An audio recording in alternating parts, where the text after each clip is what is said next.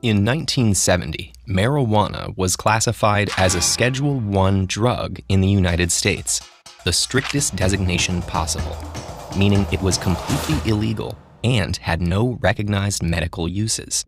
For decades, this view persisted and set back research on the drug's mechanisms and effects. Today, marijuana's therapeutic benefits are widely acknowledged, and some nations have legalized medical use or are moving in that direction. But a growing recognition for marijuana's medical value doesn't answer the question, is recreational marijuana use bad for your brain?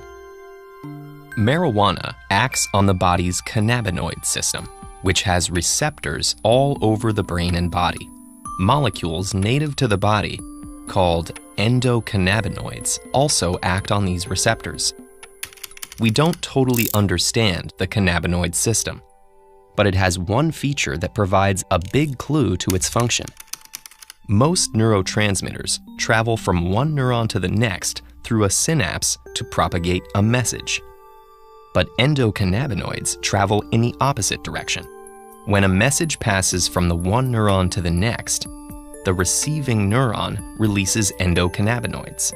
Those endocannabinoids travel backward to influence the sending neuron, essentially giving it feedback from the receiving neuron.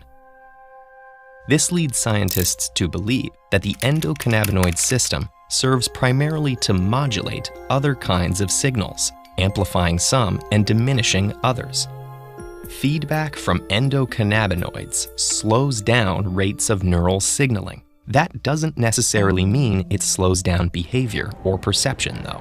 For example, slowing down a signal that inhibits smell could actually make smells more intense.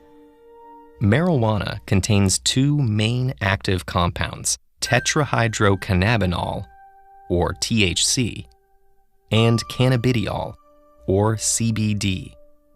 THC is thought to be primarily responsible for marijuana's psychoactive effects on behavior, cognition, and perception, while CBD is responsible for the non-psychoactive effects.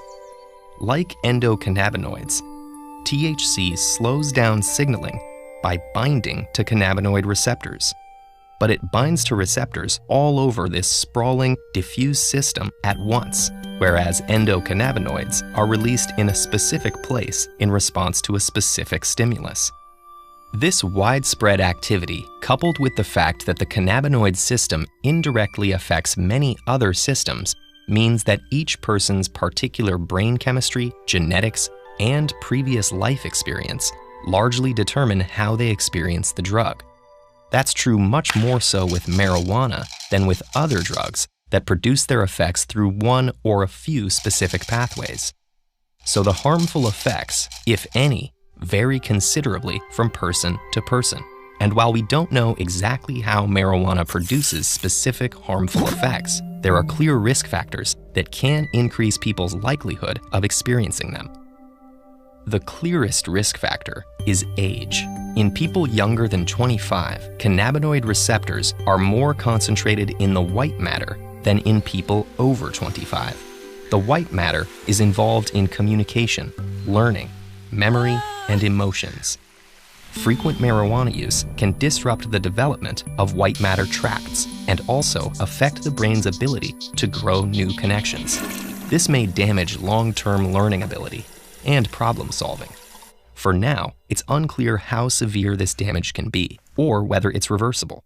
And even among young people, the risk is higher the younger someone is, much higher for a 15-year-old than a 22-year-old, for instance. Marijuana can also cause hallucinations or paranoid delusions. Known as marijuana-induced psychosis, these symptoms usually subside when a person stops using marijuana.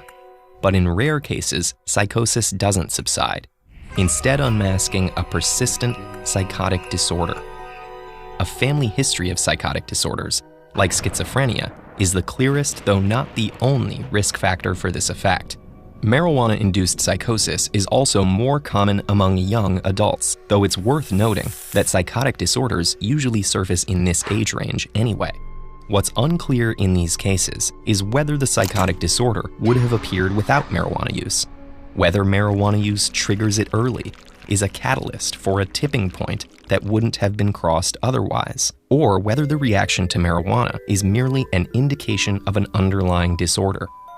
In all likelihood, marijuana's role varies from person to person.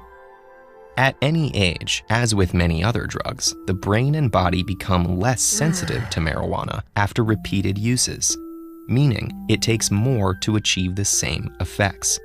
Fortunately, unlike many other drugs, there's no risk of fatal overdose from marijuana, and even heavy use doesn't lead to debilitating or life-threatening withdrawal symptoms if use stops.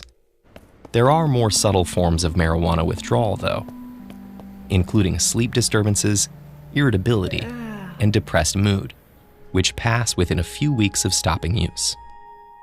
So, is marijuana bad for your brain? It depends who you are. But while some risk factors are easy to identify, others aren't well understood, which means there's still some possibility of experiencing negative effects, even if you don't have any of the known risk factors. The world's most widely used drug is caffeine. Over 100,000 metric tons are consumed every year. How exactly does it keep us awake? Find out with this video.